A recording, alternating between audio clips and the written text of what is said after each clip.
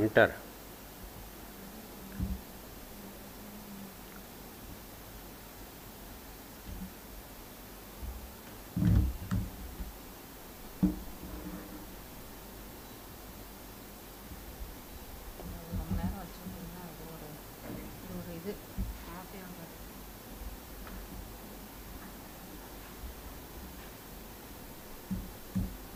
So we have to keep changing.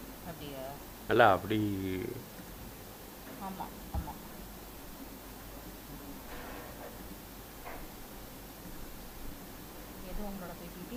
அதான் இது multi எஸ் இது போகிறோம்ல enter okay now see the multi-dimensional. See, we can.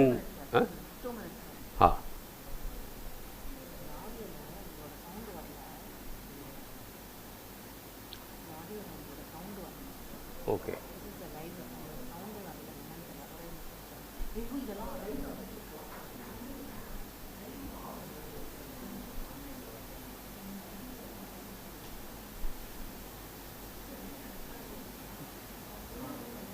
No problem. See.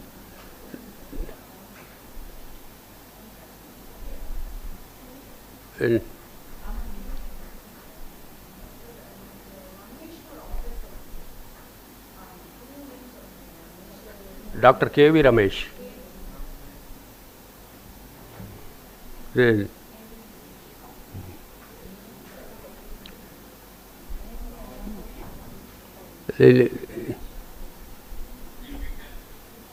Okay. Yeah, fine. Now, today I have chosen this subject, epigraphy as a primary source, and the multi-dimensional approach in understanding epigraphs.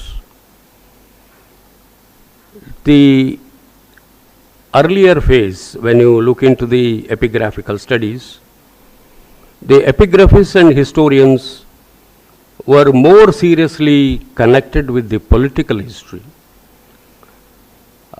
Over the period of time, we have a well-knit history. You take any dynasty. And especially for the early history or ancient Indian history, we have to heavily bank upon the epigraphical sources. In the late medieval period, we have a number of literary sources. Epigraphs can source, corroborate and supplement many things. But for early phase, we have to necessarily look into epigraphs. So we can say there is no ancient Indian history without epigraphical studies. So the primary importance realized, and that's how I was mentioning in the day 1 talk. It falls in 3 categories, where in the first phase, scholars and epigraphists were agog with activities collecting epigraphs throughout India and even beyond. And in the second stage, you find the epigraphical publications. That's how we have huge corpus. Epigraphy Indica being one of the premier, one of the great work brought out successively right from the inception of the epigraphy branch in the year 1887. If at all we could bring the corpus, like Gupta inscriptions,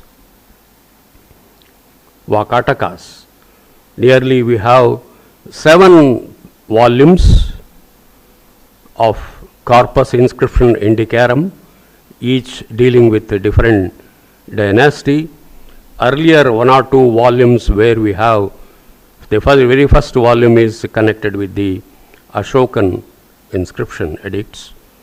And the second volume is on the Kharoshti inscription. Part 1 and Part 2 deals with the Barhut inscriptions. Subsequently, they took up dynasties.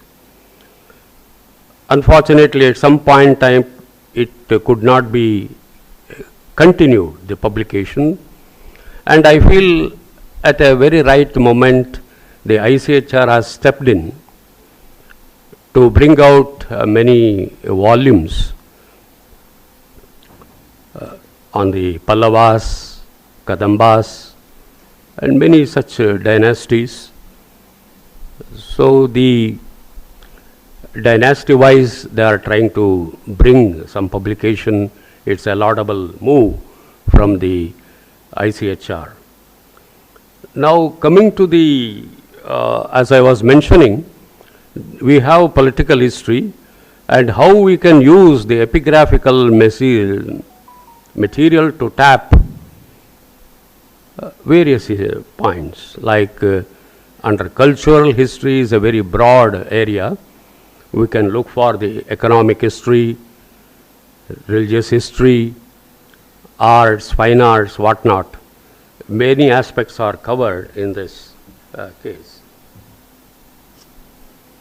So India is singularly rich in epigraphical wealth, more than 1 lakh and more have been already discovered, and it's a very, very vibrant discipline, I should say. There is a misnomer that already the inscriptions are copied, there is nothing, but each day more and more inscriptions are coming to light from different parts of the country. I'm really elated to say, being in Chennai, Tamil Nadu, stands number 1 as far as epigraphical wealth is concerned. Lots of inscriptions are found, whether from Tanjavur, Srirangam. In fact, there is one volume dedicated in the South Indian inscription to Srirangam inscriptions alone. So these are the published texts, whatever facsimiles published, whatever stamp pages are there in the directorate, they are the only thing. But unfortunately, due to various reasons, we are losing a large number of inscriptions. Even I heard in Srirangam temple, they do sand blasting wherever the letters are getting shallow, and to create the brightness, they do that. But unfortunately, we are losing. Even Tirumalai Tirupati Devasthanam, there was a project to cover the entire inscription with a gold plating, but somehow it could be stopped. So this very important thing.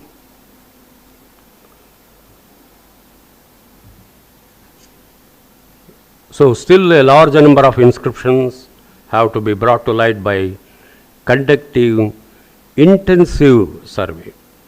Earlier, we used to conduct epigraphical survey, village to village survey. Now, we have to again revive that method, because we have to go extensive survey. So to find, especially in the North Indian context, I say, we have to go deeper into the many of the villages where you find many inscriptions in ruins or in damaged condition.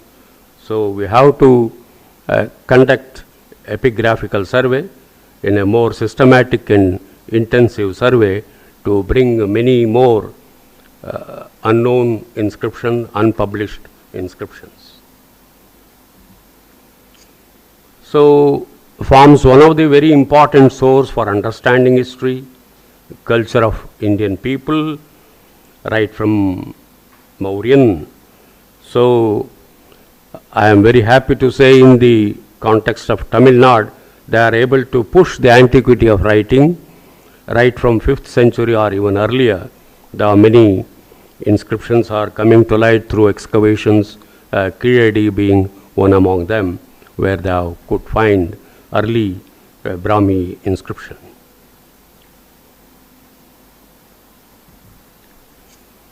So it is only from a patient and painstaking study. As I told, no, it's the discipline of epigraphy is multi-disciplinary and multidimensional. One should have a thorough knowledge of the languages, respective languages of that period. Then only we can properly decipher, interpret an inscription. See what happens, when we copy and decipher, we should be very objective. Whatever recorded in the inscription, we should try to, so that one should be aware of the form or different forms of that particular period. Then only it can be properly deciphered.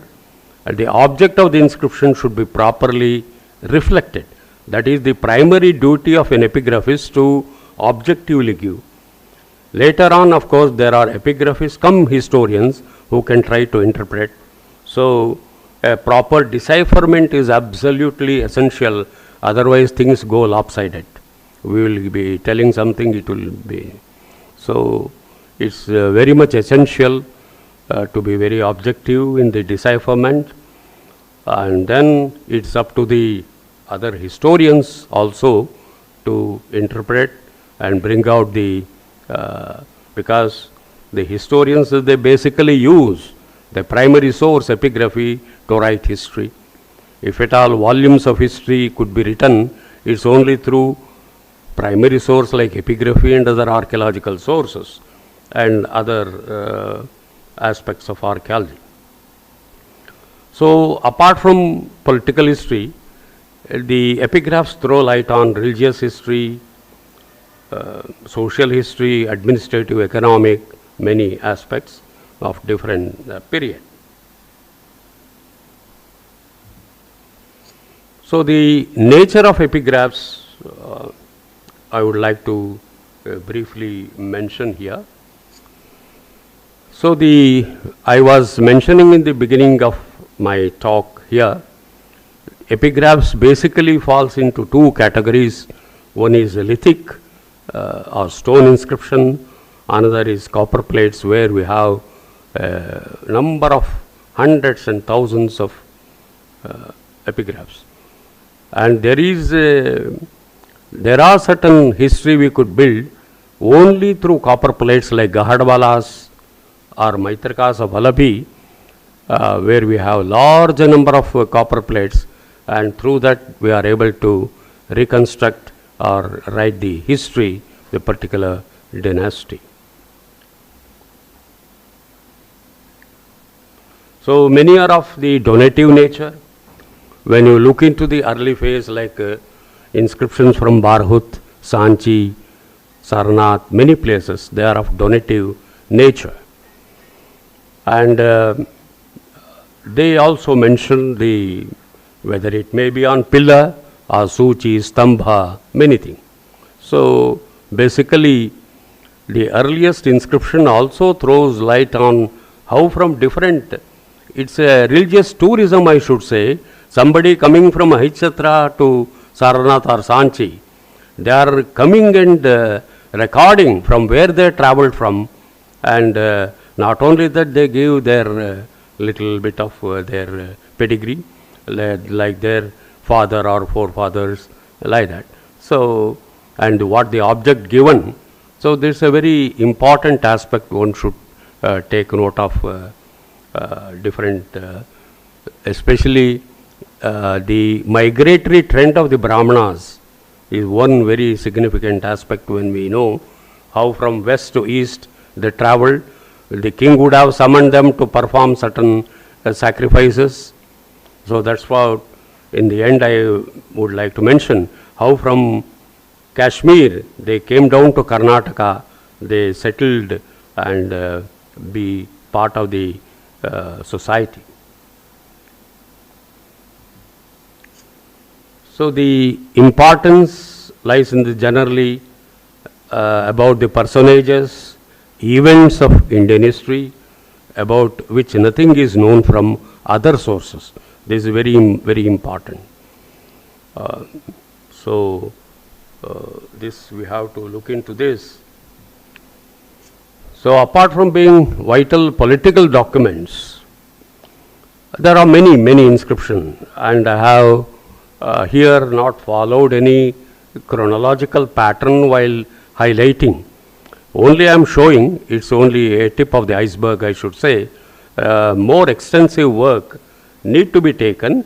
Only I am trying to highlight here for the researchers and mainly students how to go about with certain projects, or they can choose. Because these days, many aspects of archaeology, art, architecture are taken. Very few works are emerging in the area of epigraphy. So whatever written earlier is there, and I was mentioning there is a need to look into the paleographical aspects, which is very much required, and narratives when you use at the micro and macro level, still lot need to be written using the local history, or even the medieval or late medieval records are also extremely useful to give a connected history of different regions like Rajasthan and many other North Indian regions from north.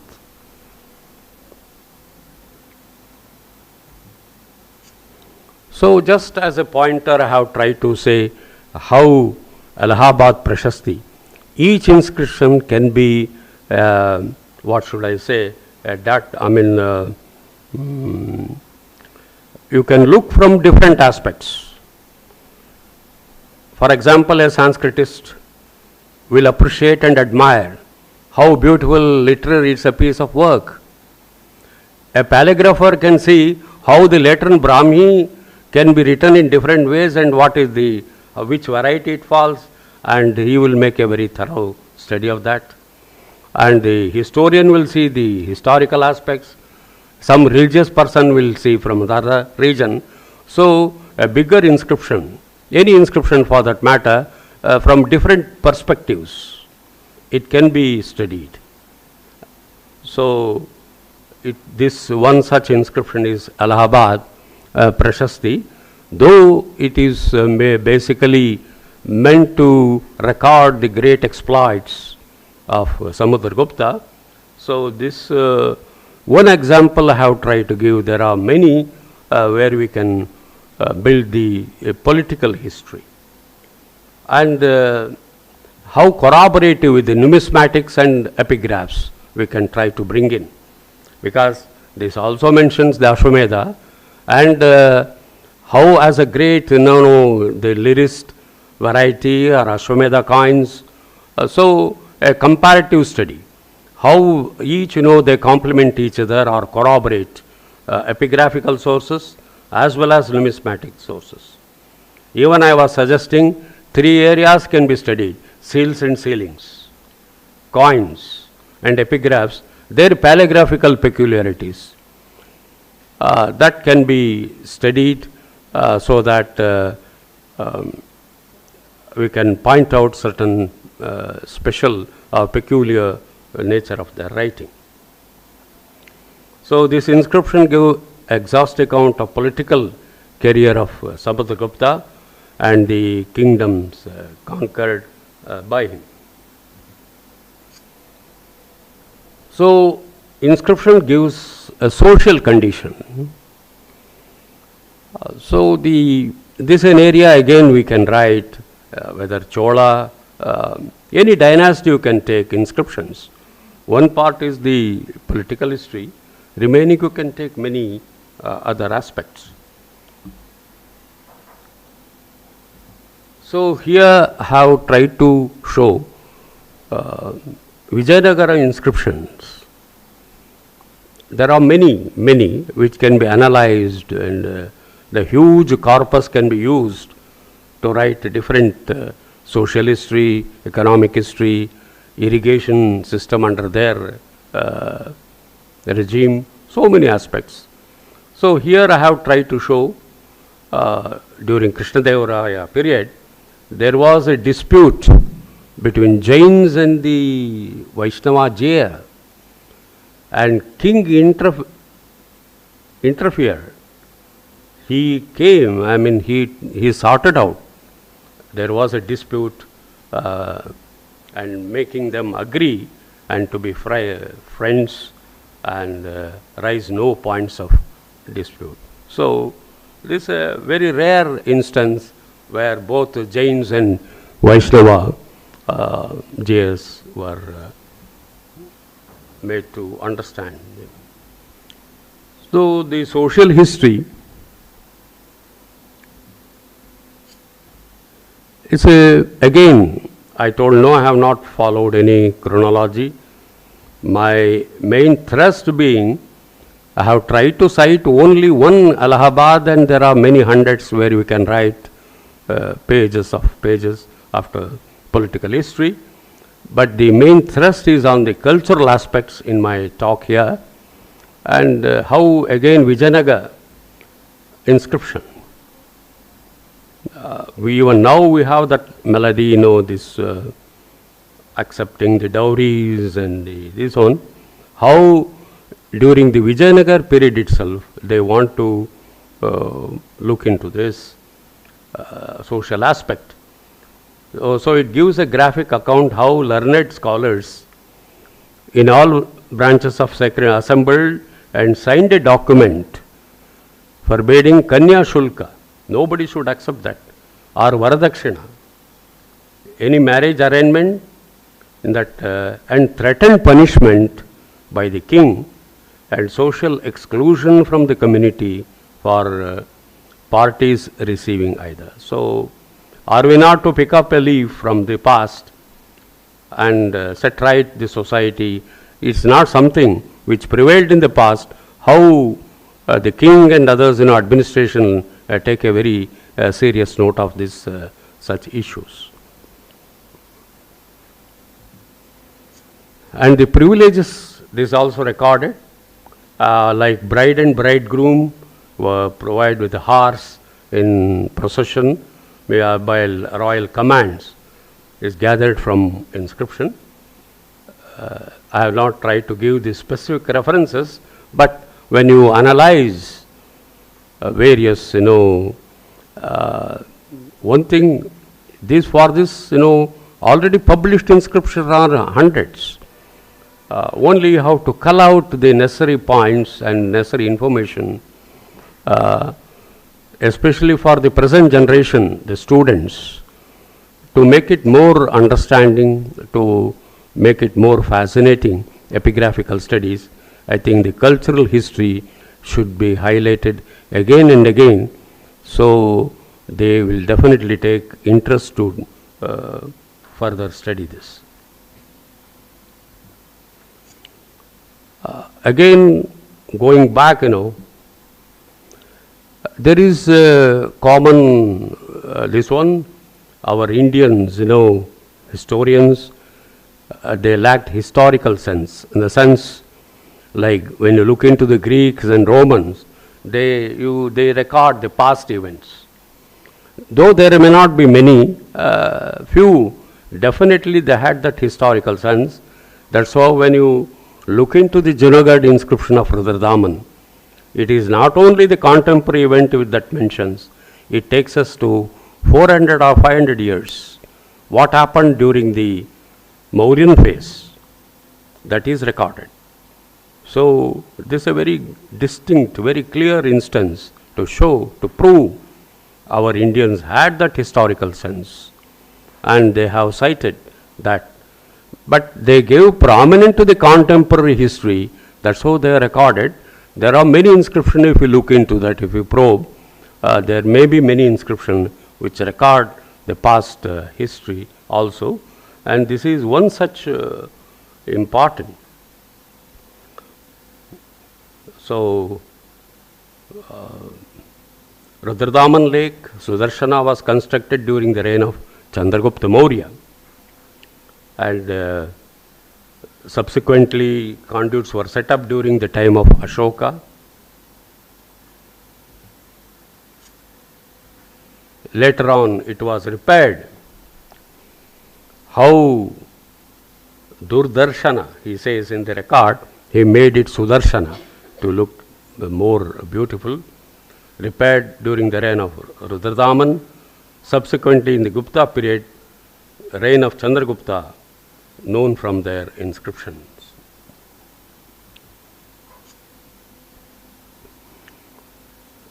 So, like Allahabad Prashasti, even the Rudradaman inscription is of, you can look from the paleographical aspect, the record.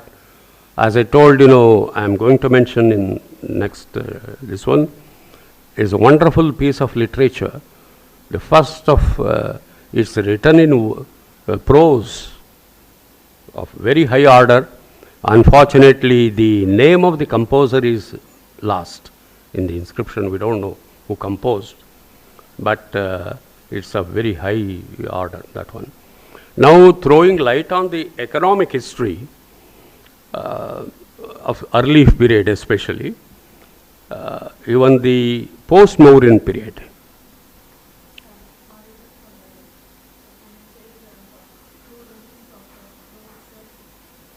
No, right now I can't take the text. It is published in select inscriptions. I will give that reference. It's a very, very famous record. It's in Uttankita Vidyaranya Trust. It is there with the text and the summary and very elaborately edited in Epigraphy Indica also. That from that we can take that. Anyway, when I show some eye copies, I will try to show the highlight the paleographical aspect, read a portion of the text also. So the economic history, when it comes, the certain terms are very interesting. Shreshti. Now we say Sethi. That is, it has come down to Shreshti. Sarthavaha. Sarthavaha basically stands for a caravan, a merchant who moves from place to place. He will not in one. He will keep, which is merchandise, or he will go to travel to different parts. He is called as Sarthavaha, caravan. And Vanija. See, the Vanija is again a merchant. So how, Sanskrit or Prakrit at that time, in English we say in one word, for there are so many terms. When I was examining the architectural terms, at least for temple, there are a dozen words which stands for a bigger temple, smaller shrine, cell. So Sanskrit has that, this one, to give the appropriate this one. In one word we say in some, but the uniqueness of Sanskrit language is that they have innumerable terms for that. I was really surprised when Kirti, we say Mandira, so many words are there for a temple. So especially I would like to mention here the Luder's list, where many along with the name, it's one of the list it covers Prakrit inscription basically, leaving Ashokan. So when you look into the terms, you get to know especially the economic terms. I've tried to utilize here also different professions that prevailed in the past. That mainly you will see when you see the different Prakrit names. They mention the name and what profession he pursued. That is very fascinating, and you can go for a detailed examination, especially for the early phase. Later you have. But really we wonder, did so many professions existed? Agriculture is one basic thing. But apart from that, small professions, over the period, they enlarged. When the society became more and more complex, more professions started. There were people who were used to stitch the clothing, make shoes, and ironmongers, so many basket. And the wonder is that each had their own guild. And they did lot of donation to the temple. The silk weavers is very famous during Mandasu and all now. That guild, they helped. They made lot of donation. Not only they did, but they were involved in the temple activities and renovation, restoration, so many things. That's very fascinating aspect. So here it is denotes this thing. And again, whether in Karnataka, Tamil Nadu, we have a lot of merchant guilds. There are like Professor Subrayulu and others, they have worked, and many have worked also. I think still many more such guilds, when you examine the Chola inscriptions and other early dynasties, whether in the Tamil Nadu, Karnataka, you get Ayyavula, Inavara, they say Ayyavara. These are the famous merchant guilds who carried on trade with other countries. That's a fascinating thing, as gleaned from inscriptions. So I have very briefly touched upon. One can go little more in detail, in depth. For example, the weighing. We had, weights and measures, ancient and medieval period. Especially the Chola inscription is extremely rich when you analyze. Velvidugu, Pandarakkal, these are the names, they gave to the particular weights. So this more, if you analyze more inscriptions, you can give these details. And this is a very extensive area. When even D.C. Sarkar in his Indian epigraphy, some technical terms, this taxation is very important. Tax on the agricultural products, carrying goods from one to ferrying, carrying. So tax was there. Even the lowest rung of the society, even during Vijayanagar period, the barbers were taxed, and they approached for the exemption, and king was kind enough to exempt that. To see, there is many such inscription where we have such instances of taxation, Irai, Kadamai, Echeru, these many tax are there, and they need to be again classified and studied. I don't know much work has been done or not, but earlier phase you get some, what I observed, even in the north, over the period of time, in the later period, more and more terms came, and especially the officers. This is very, very important. More terms appeared in the later period of different officers who were responsible for collection of the taxes and their duty.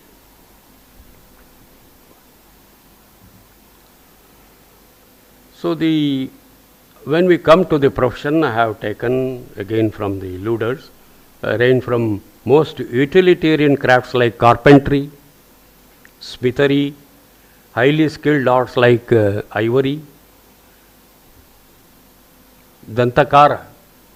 Dantakara is a person who works on ivory. So this one of the earlier record mentions carpenter, Vadaki. Even now that word is very much there. Vadaki is a person who works on the wood, carpenter. Vadaki named a person named Manorama figures in a Sanchi Stupa inscription of 2nd century BC. We find reference to Lohika, Lohikaraka, Lohika, like that, who works on metal. Kammara is a blacksmith. And the Guild of Braziers, Kasakara, Again, there are reference to potteries. Kalarika. Pottery is one of the very, right from archaeology, we have very major area. Now, different archaeological excavations also, it's a very common occurrence of potteries, and that forms a very specialized area in archaeological studies also, where we have the potters. You are now in some part of the north, when you go, you will take a cup of tea, colored tea. That's very famous. And now we think of degrading and all, instead of plastic and all. How again from earth to earth they make and utilize this pot. Even summer when you were a child, we used to buy pots. Now refrigeration and all is not there. We used to have a good earthen pot, enjoy cold water in that. So we used to store the water in earthenwares. So these potters, Vasakara is a person who works on bamboo. Vamshi, Vasa, that is the bamboo. Bamboos, we have in certain markets a bamboo bazaar, we say, where only you find the bamboo, right from ladder to so many. They make baskets and all this. It's a very ancient practice, whether from pottery to bamboo. Even now we utilize that. And saddler, Pallanakara. Pallanakara is, horse on a you put the saddle, So there were one set of people who used to make this. So these are very unique professions, known only through epigraphs. Archaeological sources, this is the soul of history, I should say, epigraphs. You can't get these in archaeological sources. You get some terracotta or something of that society, but the real reflection, it holds like a mirror before you the past. What did this? So, are we not to look into these sources to enrich our history? How we are neglecting such a very rare discipline.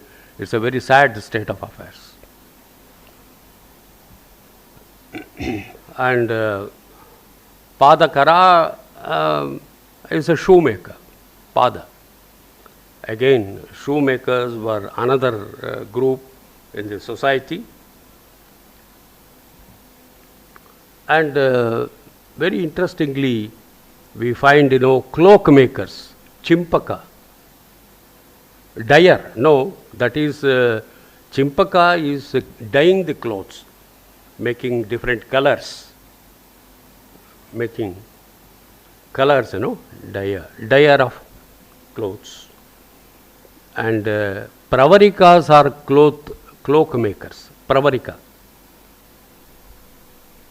Rupakara, very often we come across in the inscriptions, a sculptor. He had a very major role in making the mason, and the Rupakara are very well known through inscriptions, and they are responsible for making images in the temples. Dantakara again, ivory worker. Suvarnakara is a goldsmith. Manikara, a person who works on the jewels, money. Prartharika is a lapidary.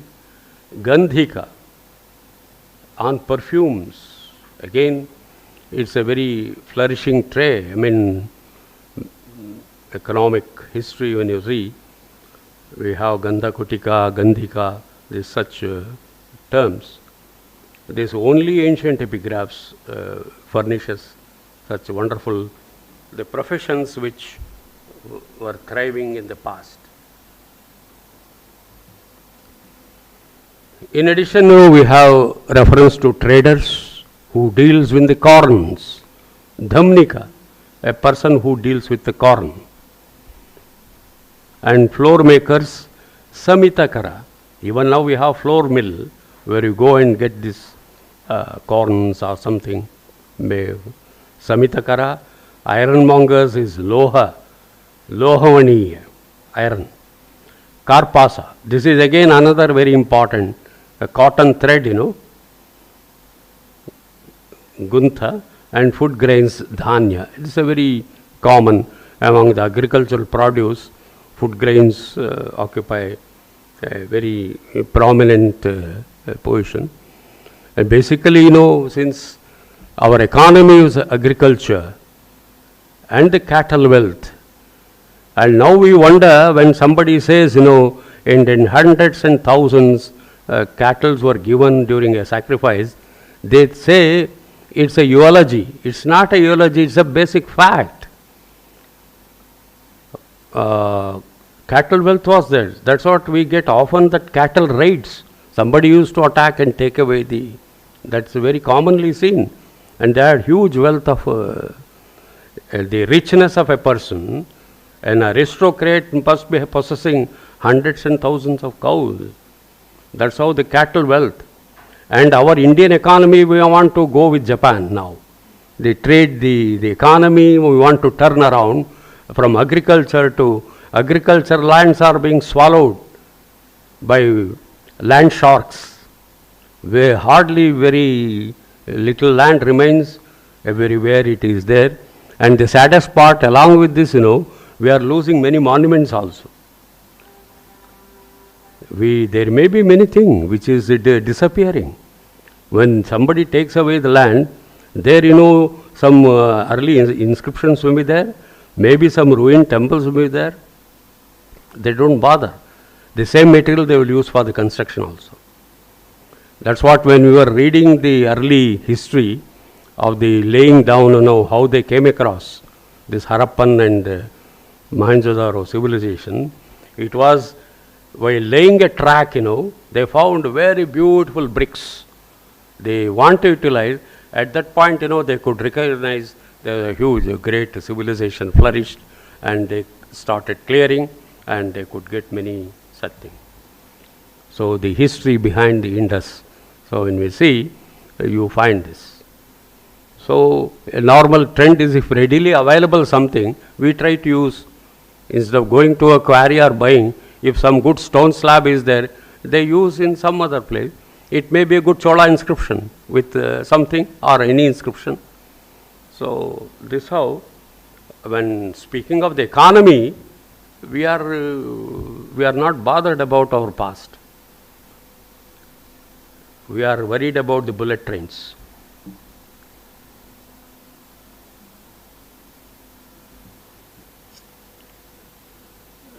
There are many inscriptions stood as a testimony to the religious condition that prevailed through ages. So, religious, yes. Again, I wish to go for a very early inscription, Besnagar, Garuda inscription. Those who have visited Vidisha, even now it stands a huge pillar. So, it has a very strong Vaishnavite movement. We find Bhagavata cult in North India. It's a very widely read, widely cited. Among the landmark inscription, this is one inscription where we find from Prakrit to Sanskritization. We get Tratara, Putra, like that. This how we get this. That's what I was telling. The end of the 1st century BC and the beginning of the Christian era, there are some inscriptions where from Prakrit we had the Sanskrit influence, and Sanskrit inscriptions vice versa had the Prakrit. So this a transition period is very important from the paleographical aspect, from the linguist aspect also. That's what a linguist can look into these things, who analyze the Prakrit of that period and what not. Everything is there. So the Skandagupta, see, coming to the worship. See, normally we get the Shaivite, Vaishnavite, there are hundreds and many. But I thought of citing a rare, sun. Sun worship is very popular, Bhaskara. This very important, especially Skandagupta copper plate indoor copper plate inscription of Skandagupta, dated in 465 Common Era, inscription referring to sun worship. Here it adores sun god Bhaskara, who is described worshipped ritualistically by enlightened Brahmanas as the protector of mankind from mental and physical ailments. So this very important. In fact, some can trace the worship of sun god right from Magas, how it came from the other. Maga Brahmanas are very famous. They are the people who brought in the sun worship, and they form like Saraswata Brahmana, Maga Brahmanas are all. So you can trace the history, how they came and popularized this sun cult or sun worship in different parts of the country. That has to be studied in detail and depth. So the Mandasur is very important. Again, I was referring, the silk weavers. What a beautiful name, Deepta Rashmi. Sun god is called Deepta Rashmi. Or we can, one good name for those who look for the baptize or name their child. Deepta Rashmi is good name. So the when you look into that there are some 10, each verse gives different names of God, sun god. Not one name is not repeated. Each verse, Bhaskara, Aditya, like that there are many names of sun god is given. One such name is Deepta Rashmi. And again coming to the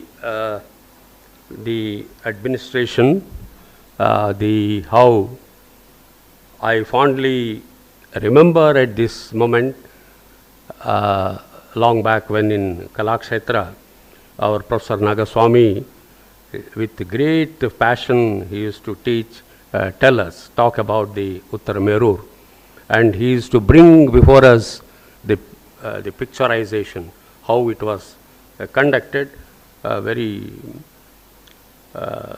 memorable time I could spend with him. So this Uttar Merur inscription is very unique for us. Contains a detailed account of the rules and regulations, the election, which I was mentioning earlier, maybe for a smaller unit, but how it gained popularity, how in free and fair way they used to conduct the election, how different wards were formed.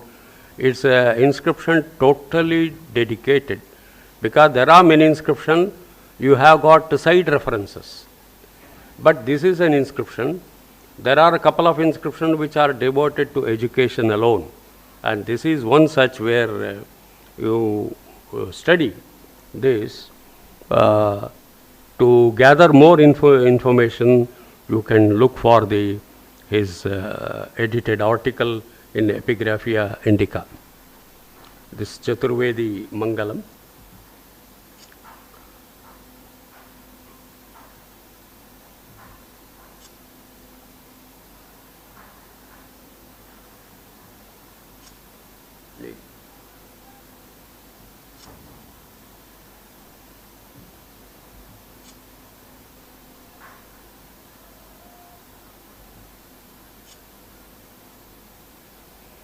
So it contained detailed account of the election of Uttar Merur Chaturvedi Mangala.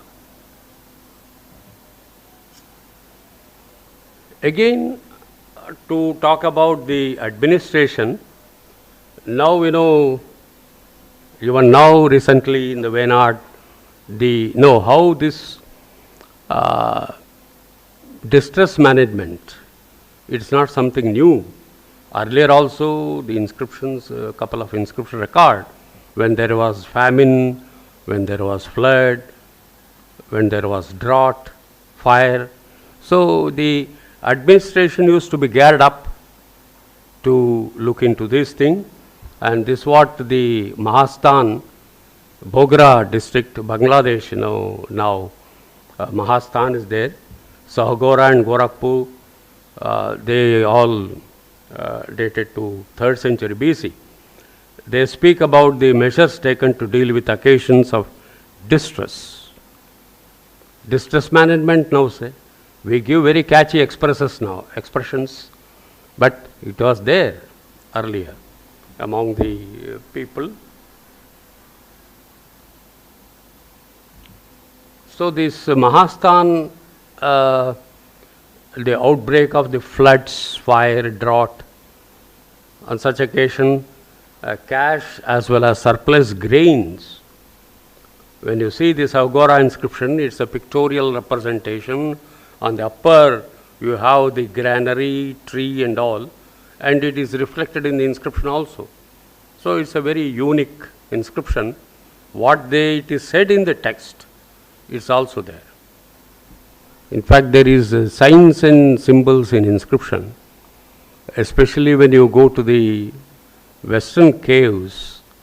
There are innumerable variations. Perhaps when I come next time, I would like to have one more presentation on this signs and symbols in inscription. It's a very, very interesting aspect. This, especially in the 3rd century or later in the Western caves, whether you go to Nanaghat, Nasik, Kuda, Bhaja, many caves, either in the beginning of the inscription also there will be a symbol at the end also. Though by and large, we say they are auspicious symbols, still they need to be studied and understood in its variety. It's very important when we speak about the symbols. So here, coming to this, cash as well as surplus, they used to be stored in the this one granary. See the education. Last I think I have shared also one, of course, just I have taken from the northern India. The education that prevailed in the northern India, in the Mythic Society, I gave a talk. I have shared among the group also. Because to take south, again it becomes a very, very vast area. So inscription provide excellent material to know the past.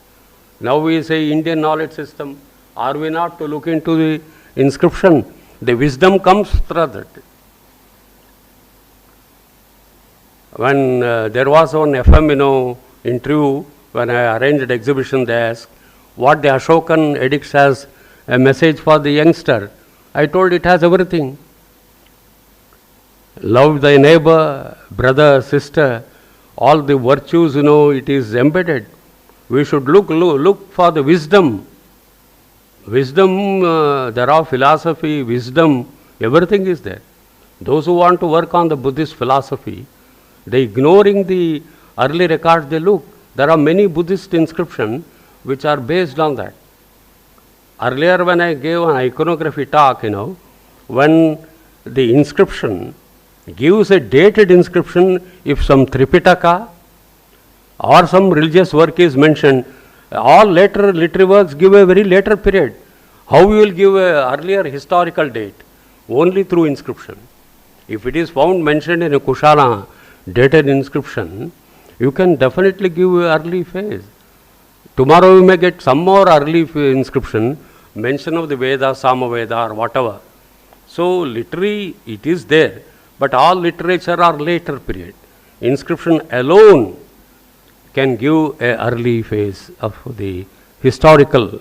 You can definitely say it was there. Must be there much early. At least some base, benchmark, it creates for us. So similarly, education is one, and see what happened now, this Epigraphy, Indica and different publication, they have highlighted this in one para. But we need to bring in one place. Different inscriptions are there on different aspects. They have highlighted. But you can't read all the different inscriptions. Better to They have works are there by Altaker, many have the work, the women. So they were done long back. But after that, what I mean, many new inscriptions have come. Are we utilizing those sources? Scholars have written. But about 40, 50, 60 years before. So later, many new inscriptions are there, many unpublished are there. So that can be brought in to bring one education system during the Cholas or Pallavas. Lesser known dynasty is more important. That is not touched upon. Because we tend to ignore. We glorify the already known dynasty. There are many unknown smaller chieftains who also contributed to the larger picture of the society or the ruler, that dynasty. So Tirumukkudal, I don't know, these are all specific. They are meant for that. And Veerarajendra mentions about the Vedic college. And the beauty is that it mentions the teachers for Samaveda, for Atharvaveda, many Vedas and Puranas, Ramayana. When I was recently looking for Cambodia and some inscription, it is just a reflection of our Indian system there. And they say, who has written a book, the Sanskrit that is of much more higher standard than what is seen in India. Cambodian inscriptions, Sanskrit inscriptions are of even high literary value, they say. And they are all dated in Shaka era. At least 1200 inscriptions from Cambodia. I was looking for the cultural aspect. For education itself, there are many. The person who has professed in Ramayana, this is the beauty, Mahabharata, Puranas, and all this. The minister was supposed to qualify himself.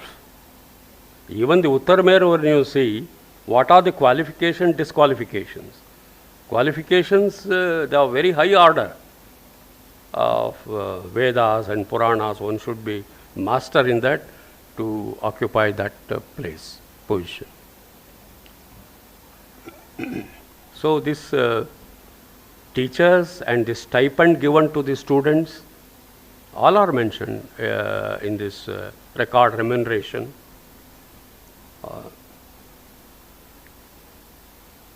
That's how this Ennayiram inscription is one such qualifications, and so there may be many more such inscription. I have highlighted only one. And the Krishna III, Rashtrakuta king, the college Matha, this even the temple played such a major role. It imparted education also. There was attached the mathas. When you go to Udupi and all Ashta, the mathas, how the students are attached to the particular mathas and their school. So it was part of it, temple. And the education, why do you think, so many episodes from Mahabharata and Ramayana to be there? It is a big virtual teaching, when they go around the temple, they will know what are all there. What are the different unknown episodes from Mahabharata and Bhagavata or Ramayana are depicted in that sculptures. That's education. When you go around, we are in photo exhibition. In those sculptures must be a sort of education for the students at that point of time to go around and acquaint themselves with the different episodes from various. Similarly, when you go to the Buddhist, why they should mention so many Jataka tales? Not only they mention the name of the Jataka also. When you go to Sanati and other temple, Buddhist centers, the representation is there, below they give that. Even Ajanta Ellora, when you see the painting, name of the person who has done something, if it is white paint, they use the black. See the house, the sense of matching, that one. See, these are all very minute things we have to observe. At the painted inscription, that's a wonderful subject for anyone to look upon. Bring in inscription. Paintings are there, but the painted inscription especially from different parts, and Ajanta need to be restudied, calligraphically dated also, should be dated. So these are the things here, the college we get, and the Jogimara. See this, what I refer, the fine arts, how it refers to a dancer. Sutanuka, Sutanu, a lady possessing a beautiful body. Sutanu, Sutanuka.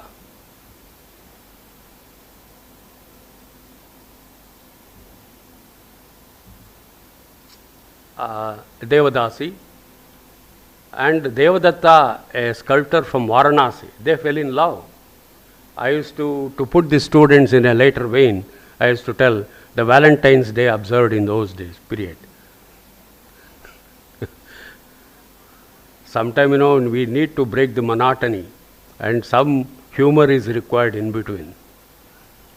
So this temple dancer, how Devadatta sculptor is there, and Kudumi Amalai, though very few, how it gives the musical notes of that Pallava period, because Sangeeta Ratnakara of Sarangadeva came much later, after at least 6, 7 centuries later. But this gives the put off.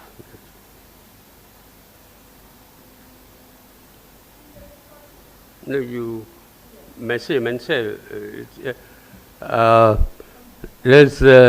you stay in touch. There will be a short break for a few minutes.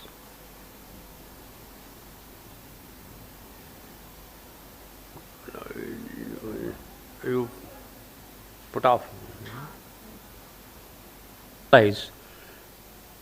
Understand and appreciate the high literary value that are embedded in the inscriptions.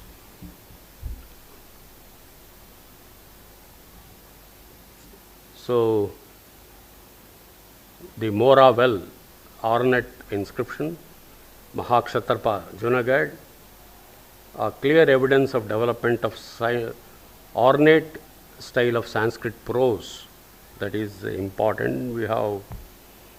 I also mentioned how in Champu style, the verse and the prose, the Allahabad Prashasti is composed.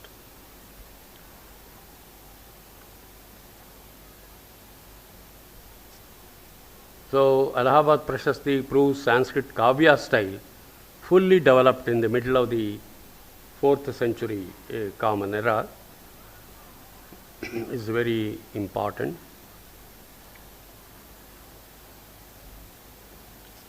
And the Talagunda inscription of Kadamba, Shantivarman, is another classic example inscription endowed with high poetic merit.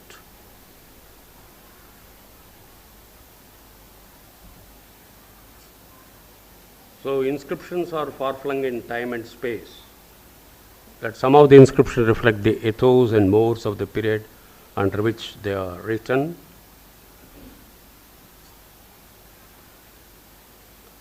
So, bristled with social movements which aimed at social integration, national integration. This is very important. Now we fear to tread to some part, and in the earlier phase, there was free movement from different parts of the country, coming from extreme north to the south, east and west. That's what I was telling. Much earlier, there has been a book written on the migration of the Brahmanas. This is a very important aspect. One has to take note of it. And again, something could be again examining various inscriptions. It can be re-studied or reviewed again.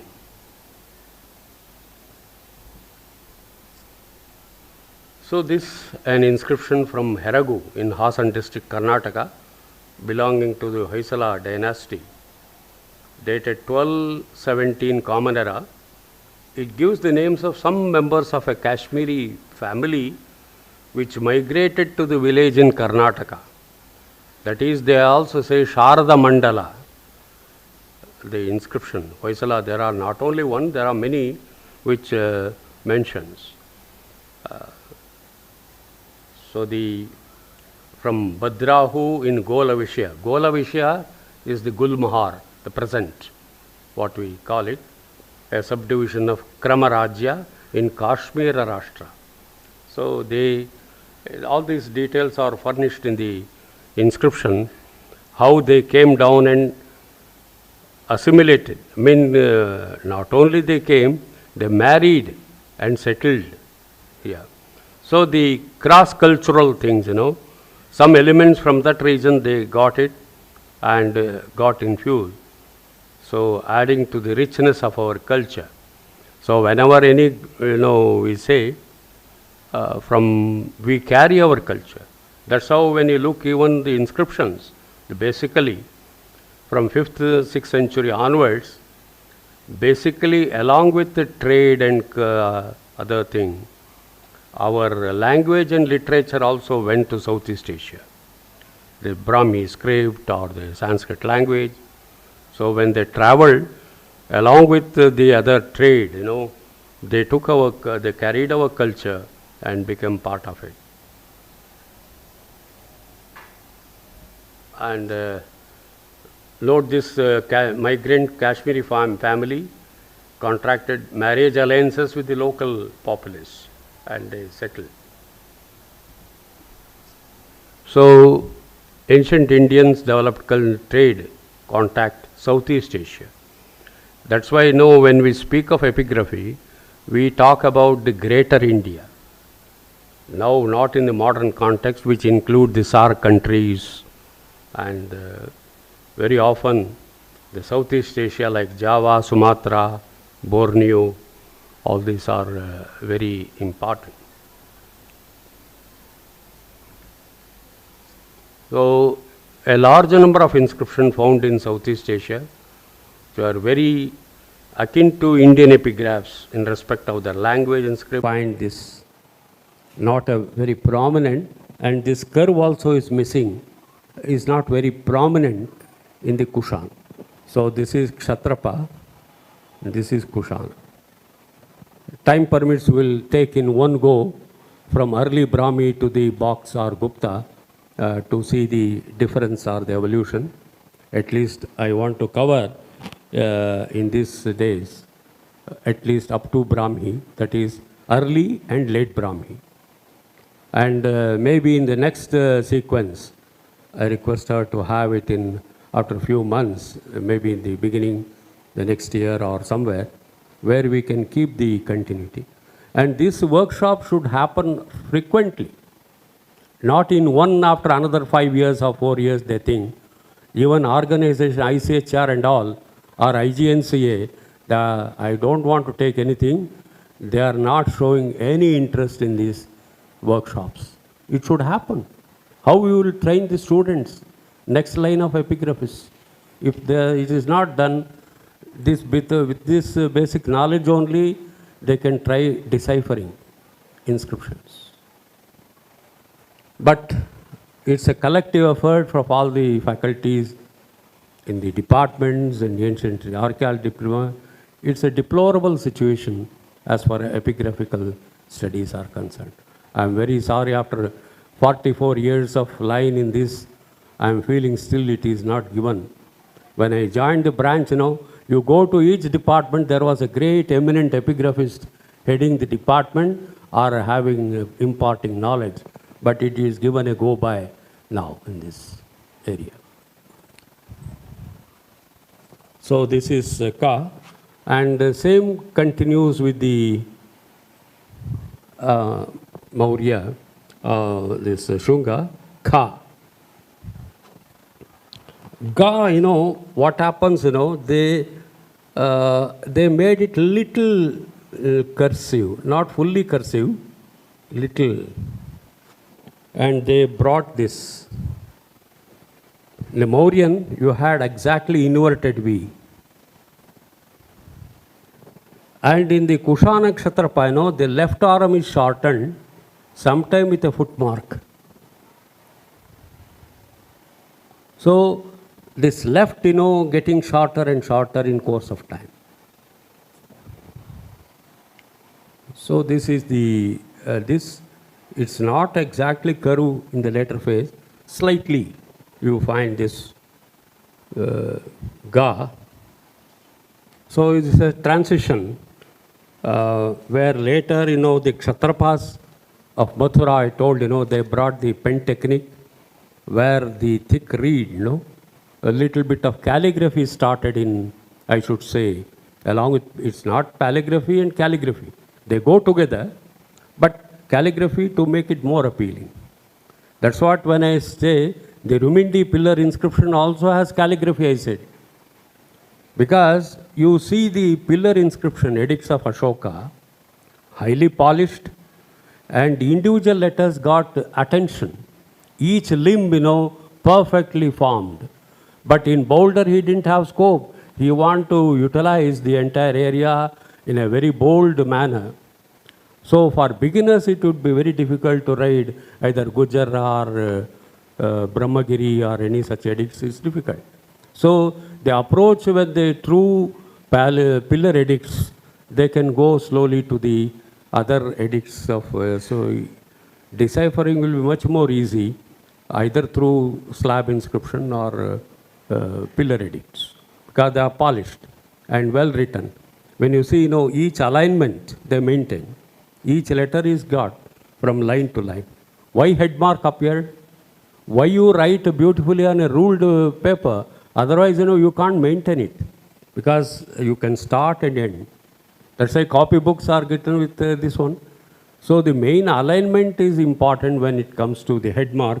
They followed that and they maintained.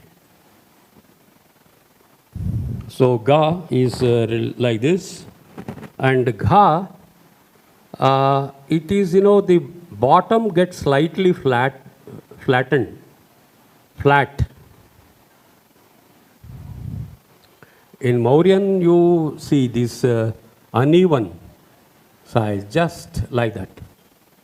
A tendency which becomes a regular feature in the Kushana Kshatrapa. See, this starts here. They didn't, the length is same, but they gave prominence to this and they made little. These are the minor nuances which are not taught. When I put side by side, you will try to know how it was and how it is and how it is going to be. So this comparative is very important. This is not mentioned anywhere in this paleographical books. Unless you, because why an epigraphist has an edge over others?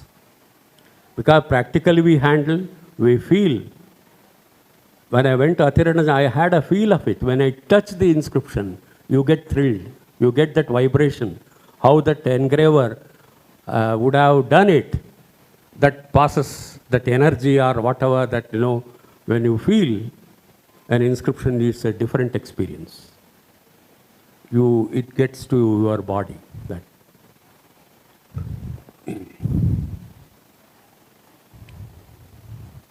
Gha. And then Nga is same. There may not be some, which one?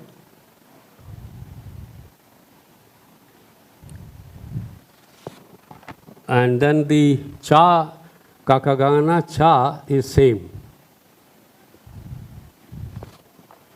And here,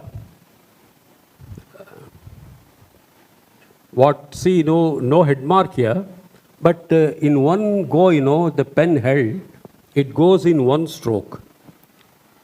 Just they extended, they gave a smaller, this loop will be smaller in the later phase, but they took the pen and connected like this. In the Ashokan, they made two types, one the stroke, another they cut it like this. But in one go, the pen goes. moves in one flow. That is, yes, only addition is this. What in the later phase, you have this. Invariably, you find this left loop is smaller and the right will be bigger in the late. Next, that is in Kushan and Kshatrapa. So this is without any head mark. Here you mind, there is no head mark here. But some part of it you see here. Cha cha. Ja is again angular, exactly like Roman E. These arms will be of length, but the middle arm shorter. And Mauryan, I told it will be like this. Sometime you find a loop also like this. The middle, it takes that. But this is of this arm. See, if you are thorough with the Ashokan, remaining very easy. But what happens, up to many of the departments, they teach up to Ashokan, remaining they leave it. And seldom they go to the late Brahmi phase.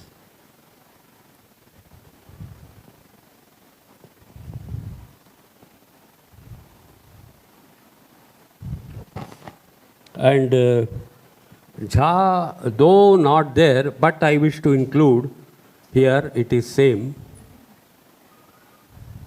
Jha. I am mentioning when we say Jhansi, Jha, Jha, Mahaprana, Jha.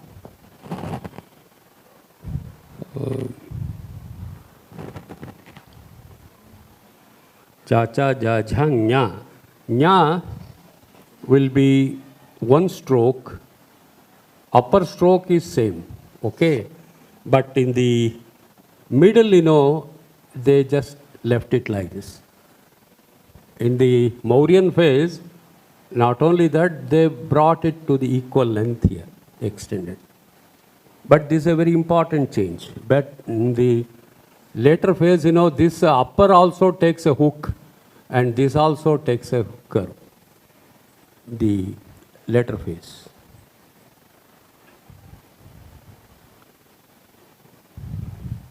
So this is Nya, Cha Cha Ja Ja Nya.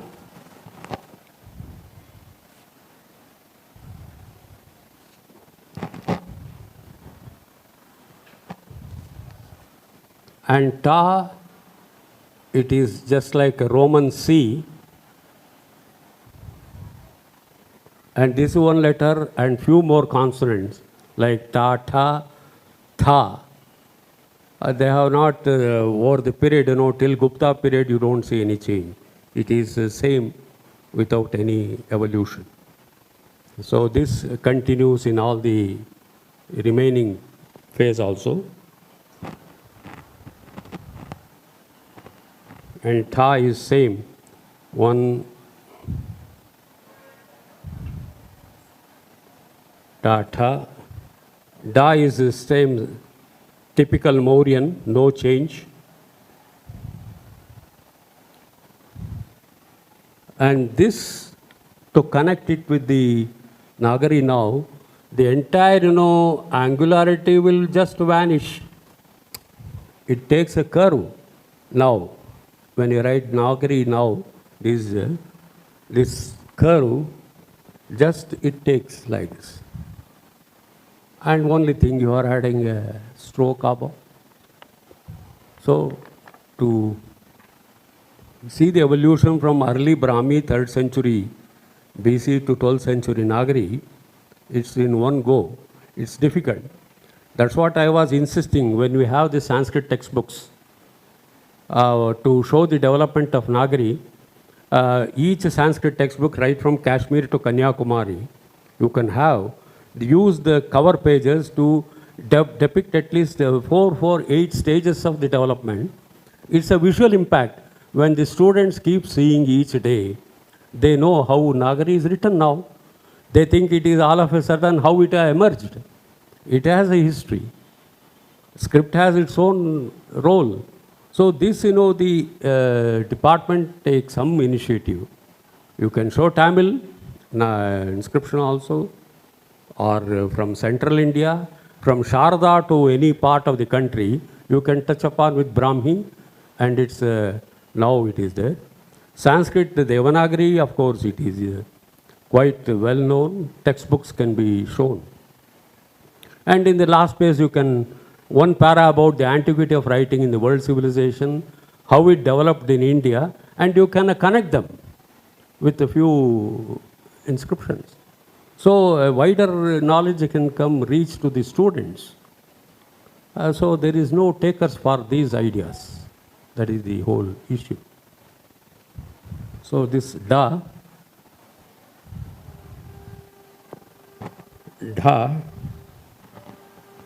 is same with a deeper, not too deep, a gentle curve, same Ashokan. Ta, ta, da, dha, na. Na changes the stroke. The lower, they maintain the same. Okay. And here, the upper curve, this will be little shorter and this will be little longer. And it's slant. Slant ho gaya. Earlier, Mauryan, they were running parallelly, both the lines. Horizontal strokes. But here you see this becomes shorter, the left and right takes this.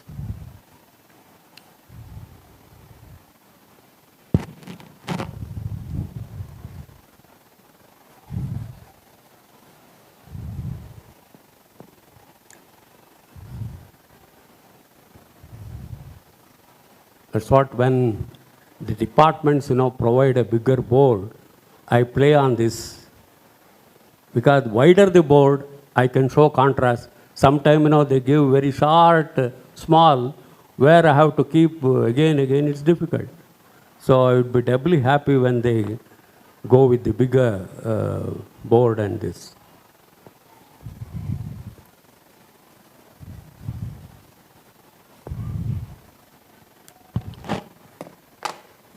I'm happy, some, we become shaky.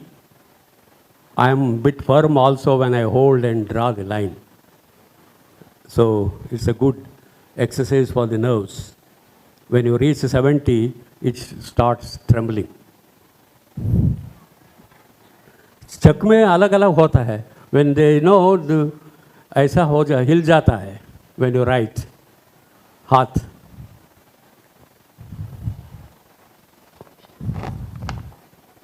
Ta ta da da na, and then the ta is same Mauryan.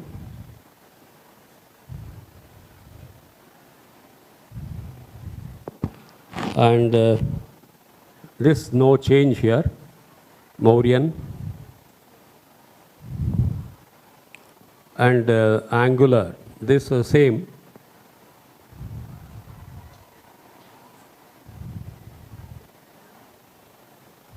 Ta, tha, da, dha. Dha also same. It's like either you take Roman D or like a bow.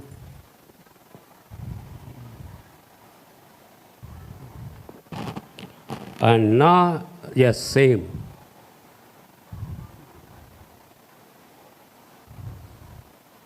This how, here also further what happened, this will be shorter, this will. And further this is short, it takes a loop. That's what we called looped na. This smaller stroke, it just takes like this.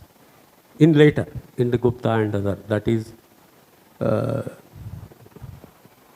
so this is looped na.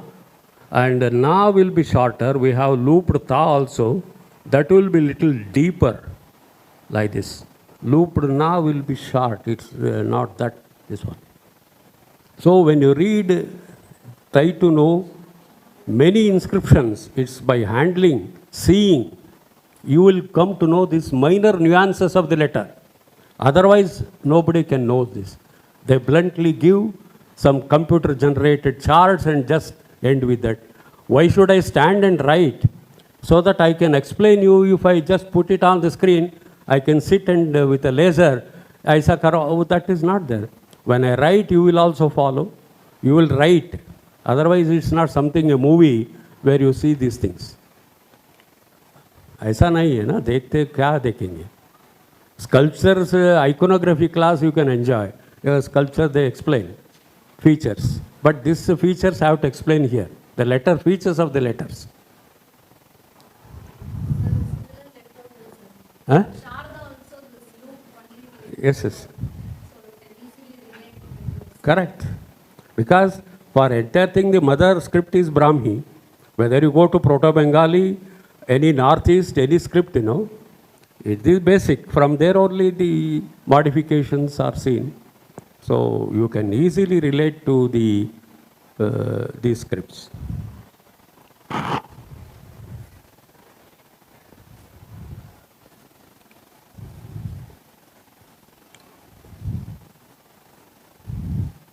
No, that's why I take 2 sessions, because hardly 2 hours.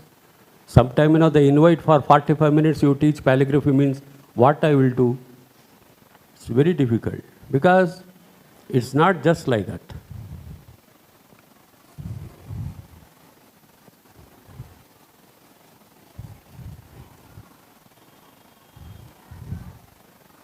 And it's a learning every time, when I think how I can improve myself in this teaching. That's important. See, the more deeper you go, you will come to know more details in this.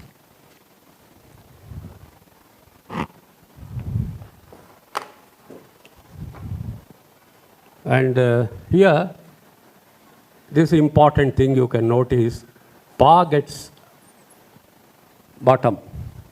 That's what I was correcting there also, because it's a clear curve and not only that, you have to say, when I say Sa, I write, many students, they don't write properly. They either put something, they shorten the curve. Why I am writing length and curves are very important. That's what I write. You can't evolve forms on your own. There is certain, though you find varieties and diversifications, but it's not codified how it should be, because in extreme north somewhere it is written, even the Ashokanetics went from north to south, you find lot of changes. But still it is called imperial script. It's we don't call it regional varieties. Some changes you find. So this Pa, you see the Pa here, Pa, Pa, and in Fa also the bottom gets. So in Mauryan, it was just curve. Ba is same.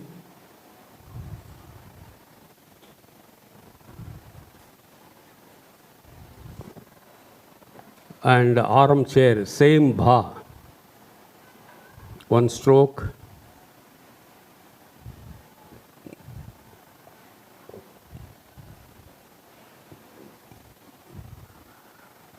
Bha. Ma.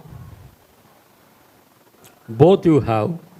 One is this angular variety. That is, either you take this, connect like this, and the bottom. And this also is there.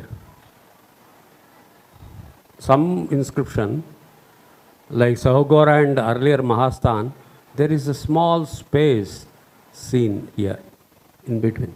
They don't connect that, the crescent and the circle, small. But this both you find in Shunga, this also, and this become regular in the Kushan and Kshatrapa with a head mark here. Sometime rarely to be seen on both the head, but not now. See, I'm just telling you how the mark.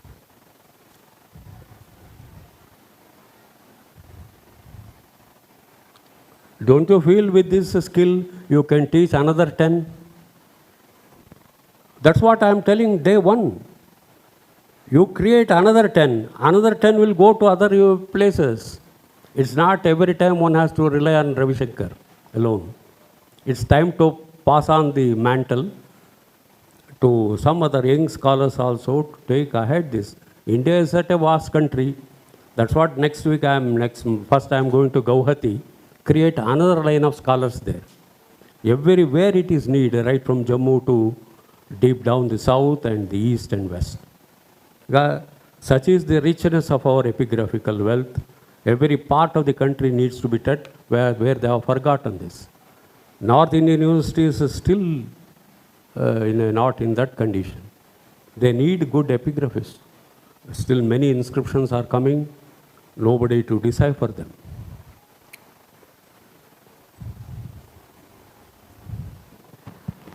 And Ya takes one stroke and they attach a curve here. This both the hooks you used to see in the Mauryan, but this goes here. And this, sometimes you feel it is detached also. The vertical stroke and the crescent, they don't connect. There is small space. Ra, for the first time, the serpentine form goes and a vertical stroke comes. Earlier Mauryan used to have this. But at times, when I ask them to write some words, they will bring part of the Ashokan, part of the Kushan and Shunga, sab mila ke ek mixture de dete. They will put in. So I told you, stick to one form. If you write only in Mauryan form, or you write in Kshatrapa or Kushan. So they get confused and they put every one little bit.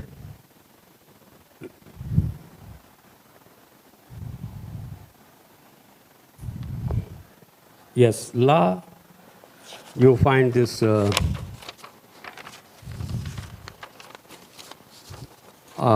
also with a stroke and the bottom is flat.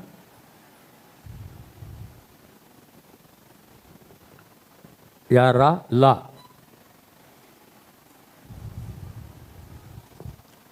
And Va, for the first time, it gets the angularity.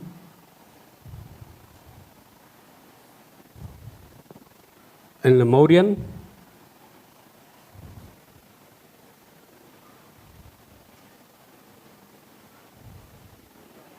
please come. You can call.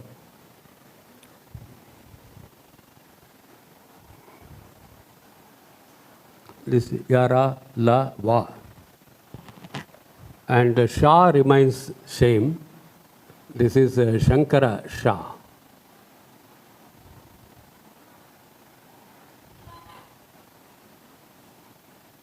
Shiva. And this is Shanmukha Shah also. Same. Mauryan they continued, they didn't do any modification in this. Vishnu Shah. And the dentals also no change. Perhaps the hook they attach is little shorter when compared to the Mauryan. The one Shah, Shah, Sa, Ha. Ha is again the bottom goes little fat. So the direction same. And presumably you find what is the major take in this is wherever the cursiveness was there in the Mauryan, the bottom, it becomes flat and it becomes a regular feature in the other next following dynasties like Kushan and Kshatrapa. So this is one part where the medial signs.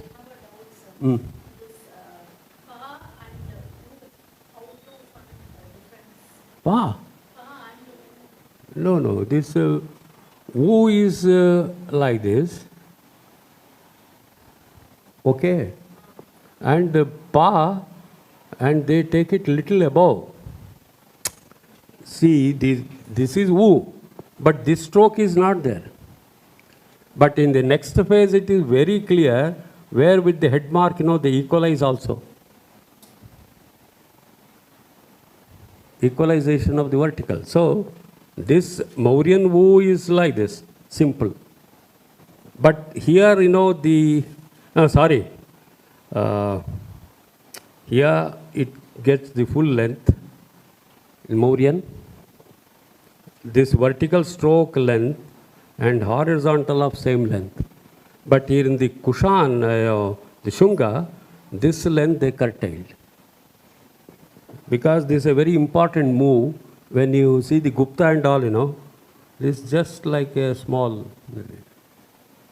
So this Pa is very clear where they, in the Mauryan also, they took it little above.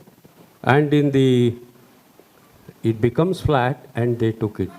Though did not equalize it in the Shunga, but this aram or this stroke is slightly pulled up.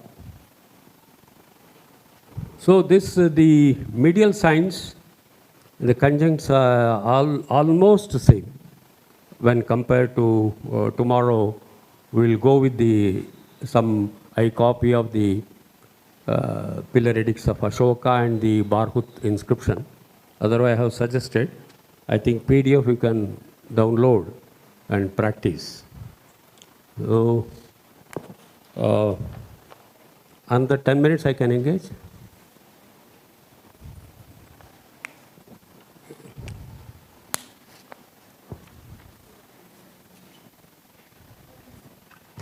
So what I want to, which I thought of telling, not Kushan or Epigraphy, because today I thought of covering, went a bit extensively in the primary source. So this, tomorrow I will go with the Shunga and, Kshatrapa and Kushan. PPT is over. Now what I want to say is the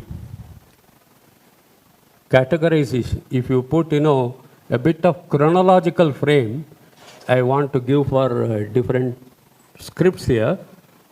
Just I will show, write it here. You can just know. I think 10 minutes. And south I will tell. Now initially we go with the north. I told, when it comes to language, it is two. One is Prakrit, another is Sanskrit. And the scripts are various, this one. So the chronological framework is like this. So basically when we say early Brahmi,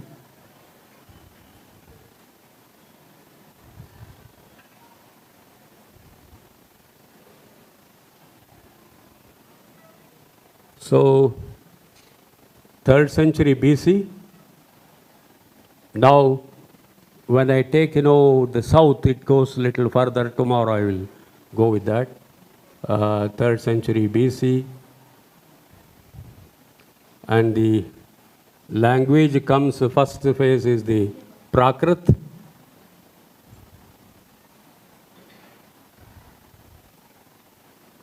And the dynasties covered here, Mauryan, Shunga, Kushan, Kshatrapa. All these four falls under the early Brahmi phase.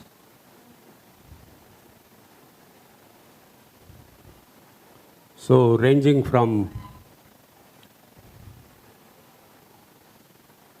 3rd century to 3rd century Common Era.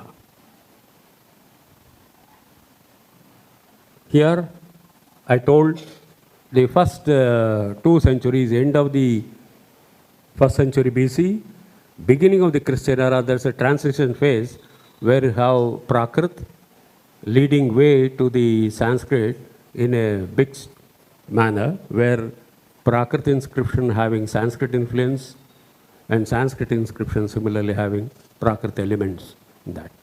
So that is the phase. So somewhere in the beginning you find the 1st century onwards, when we take Ayodhya inscription of Daladeva, Goshundi inscription is the earliest Sanskrit inscription taken to the end of the 1st century BC. It is preserved in Udaipur Museum. Nagari, or they are the early inscription. And the classic example which I dealt is the Rudradaman inscription of Junagadh, dated 150 Common Era. So you find the Prakrit and subsequently Sanskrit also. I can't write these details. So this is the phase. And the late Brahmi, when you read the books, some calligraphy, they have that middle Brahmi also, which we nowadays don't use. Because, the annual reports or even DC Sarkar, what he says, either you call it early phase, we say early Brahmi, and those starting from 4th century Common Era, we call it late Brahmi.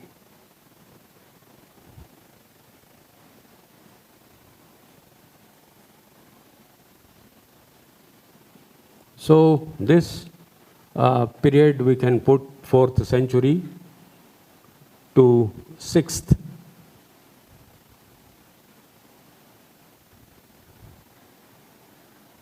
Or I should say, yes, some late we find the late Brahmi, and here onwards Sanskrit becomes a pan-Indian language. Whether you go to the extreme north, east or west or south, everywhere it is Sanskrit inscriptions. So Sanskrit. And then comes in this phase, you have this boxed characters.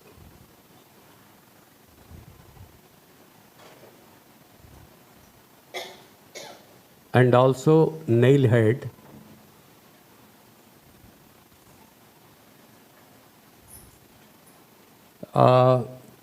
Here an inscription of Samudragupta. In fact, he uses in one inscription, there is a basis. When I deal with the Gupta characters, the those inscriptions from central India, they have box head, small box, not, but the Vakatakas of when you have large number of copper plates, they employed box headed, and this box headed, somehow it deep down the central India, Sharabapuriya, Somavamshi, Panduvamshis, till 7th or little later also, they used both the box-headed nail in south, in central India. And Professor Ajay Mitra Shastri has written a wonderful corpus brought out by the ICHR.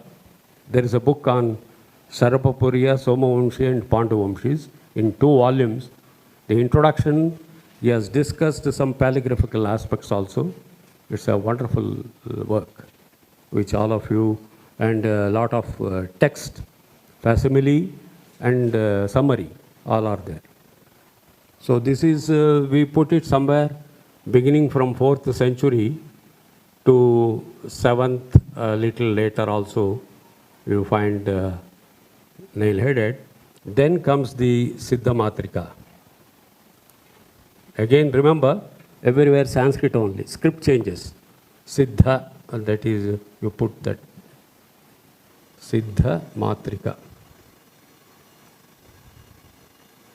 Matrika. Or sometimes they use Kutila also.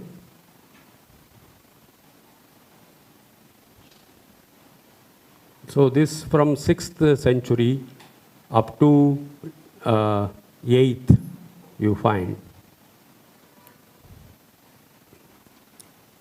And then comes the Shankulipi, shell characters, which Professor B.L. Mukherjee a very great, renowned epigraphist. He has made later on, Solomon to some extent carried his studies, but this is the area where serious epigraphists should do some research. Even in box-headed, nail-headed, you can write a book on paleography of the box-headed. Shell characters. We call it Shankulipi. That is very highly, suppose it's late Brahmi only, suppose we write Cha in a very, this one, there are so many flourishes around, it's very difficult to make out what the core letter is. It is a small inscription, but highly florid. They put so many infringements or design and all over. So many it follows. So you have to make what is the core letter, orientation is different, you have to read. This is how the Shankulipi they say, because it appears like a conch. Conch, when you put it like this, you know, Shank, conch.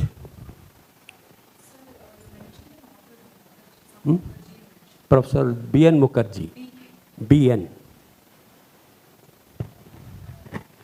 He was a disciple of D.C. Sarkar. And there, you know, it's a very prestigious. They gave him the Carmichael Professor. D.C. Sarkar held and earlier scholars. But after that, there was no suitable professor to given that chair. Now we have so many emeritus.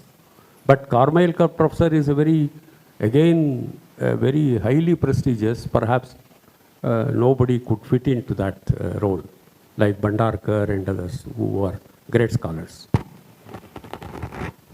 This shell characters, again you see from 6th to 8th. And this, sorry. And then comes the early, you see the Sharda script.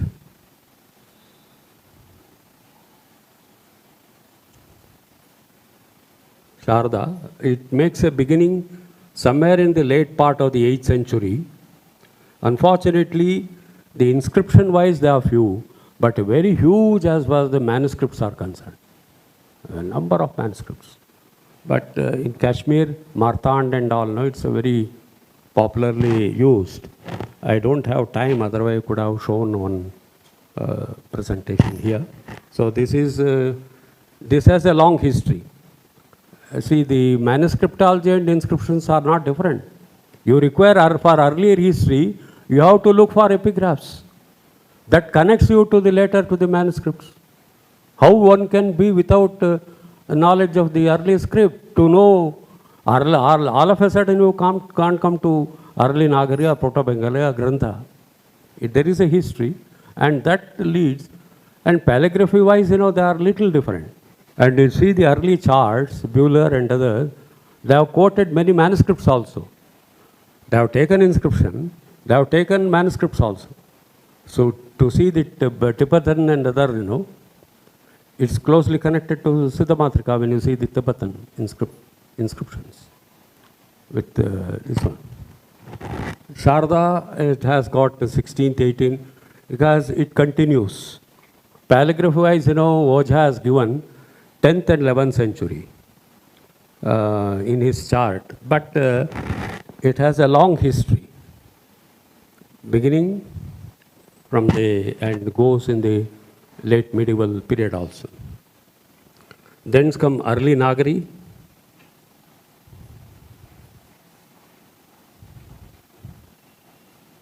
Somewhere around the, because they take Siddhamatrika and they trace the development of Sharda, Proto-Bengali and early Nagari to Siddhamatrika.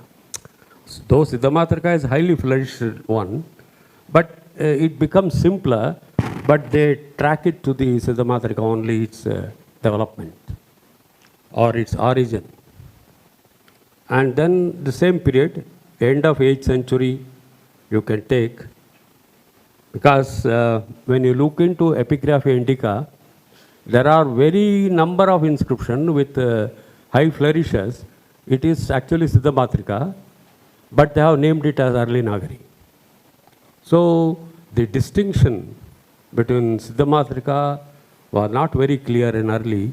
So many of the editors who have done it in Epigraphy Indica, they mentioned early Nagari, even Siddhamatrika also. So we need to study little more paleographical wise the Siddhamatrika, Kutila and early Nagari. What are the distinctive things? That part need to be researched. Early Nagari, then comes the Proto-Bengali.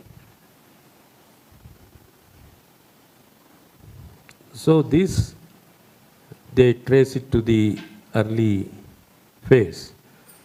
Somewhere around end of the, you have this Proto-Bengali.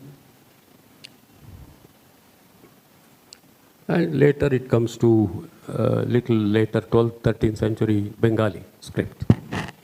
And in between there is one rarely known, Bhaikshuki script. Bhaikshuki from Bhikshus. Bhaikshuki.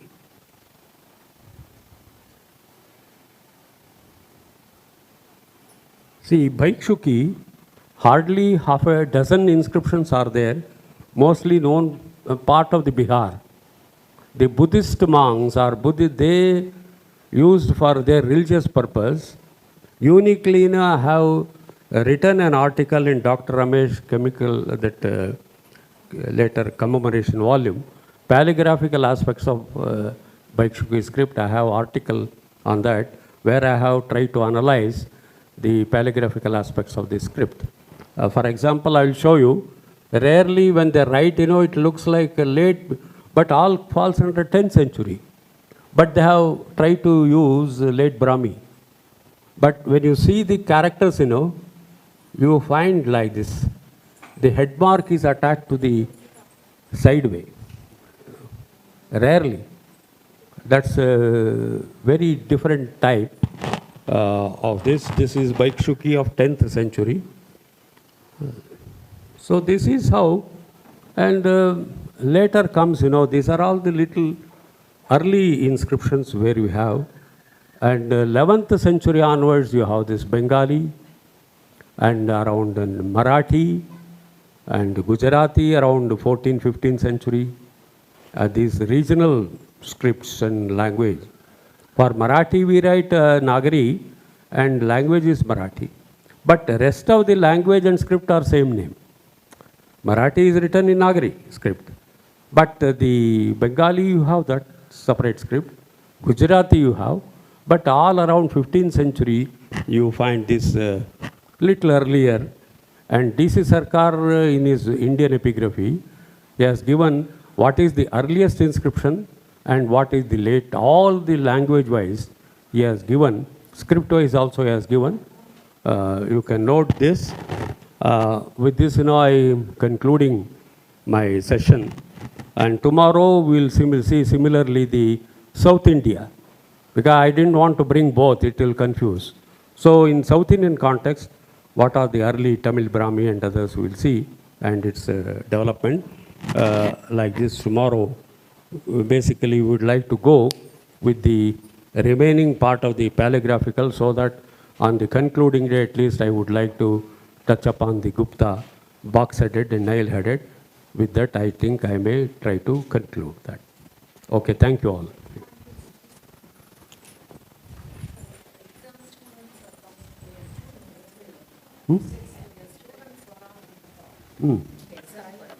Yeah. No, okay.